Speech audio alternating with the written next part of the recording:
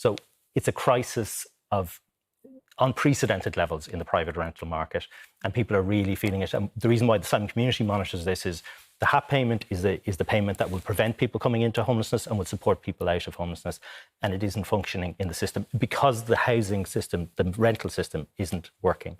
The rental system isn't working. I know the housing. I know the housing commission the Simon Community they're on the ground. They're saying a crisis of unprecedented proportions in this country 11 years in. Yeah, well, first to mention around the HAP, I know that the Minister for Housing and Deeper are looking at the discretion rate to try and increase that to 35%. And they're also trying to expand. And when do you expect that to be brought in?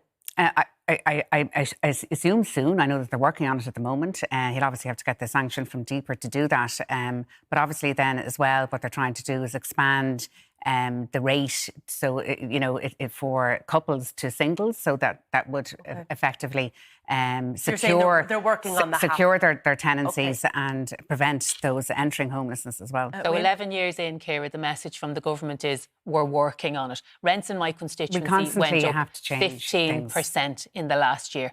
15%. They started off unaffordable. They are now way beyond unaffordable. Okay, well, I think you need to look. I think you need to look at the housing minister in Northern Ireland when you see the fact that you actually increased rents by 2.7% in the north, and you actually wanted us to freeze rents here, which they did, what they did in Berlin. Okay, so we're in a crisis here in this state, Minister, for which you should take some responsibility. Yeah, but you don't. And what you say is, live horse, get grass. We might do something later. Nothing is happening now. No, but there's no problem taking legitimate criticism. But not when your party is already in government, and it actually effectively hasn't changed anything. You have 45,000 on the social housing list in Northern Ireland. You are in power. You haven't exactly been effective either in dealing with the housing costs. So there's a world of difference between how the lists are calculated here and in the north, and the junior minister knows that. You have 16,000 homeless in Northern Ireland. So what we have, after 11 years of Fine Gael in government, we've made that point. You're not going to deal with the situation in Northern Ireland. I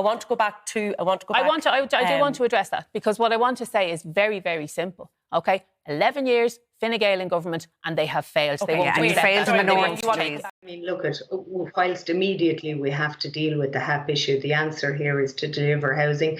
And the minister, you can defend it whatever way you like. That this government has not delivered housing. It may have delivered more units on paper, but there are units that people don't want. There are units that are delivered and bought and purchased by cuckoo funds, which does nothing for the homeless. We have the same situation in Wexford. We now have a planning policy that may see apartments built, apartments that people do not want to live in. And I think it's the planning policy that the minister is refusing to tackle that is holding up the actual building of houses all over the country. And until such time as he tackles the basis and fundamental issues, we're not going to see housing increased. And that is one of the main reasons I will be voting against government in the no confidence motion. But Louise, thank you, Verona. I know, Louise, you're not going to win this motion tomorrow. I think it's quite clear there from the numbers that Daniel just outlined. So, what are you actually really trying to achieve by this? I mean, you were meant to be debating a housing motion tomorrow. Is that not what the opposition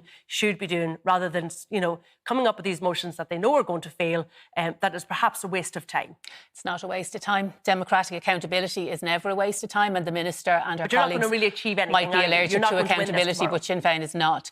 It is our job as the lead party of opposition to hold the government to account, and we will do that. And but are you not going to delay possible interventions by this government if you did succeed and toppled the government, brought them down, had a general election? I'm sorry, Ciara, delay what interventions? Aside from the fact that there's a lot of legislation in the door this week. Of this party in government. You're taking a valuable door time. It's our private members' time, Minister, as you know. It's still valuable. It's our private members' time. Sorry, ladies. Daniel, has this exposed fault lines within the coalition? Well, I think what's happened here is you've almost had a conflation of the no confidence motion and that backbench meeting with Fianna Fáil TDs and senators, which did kind of articulate an unhappiness about their identity, about their position in government and their relationship with their colleagues. Because one of the key criticisms that I heard of was a lot of the senators were annoyed that the Fine Gael senators were chipping away at Fianna Fáil ministers constantly, like Darragh O'Brien and Stephen Donnelly in particular, saying that they're constantly undermining them and having a go at them on the record of the floor of the Seanad, and whether or not they should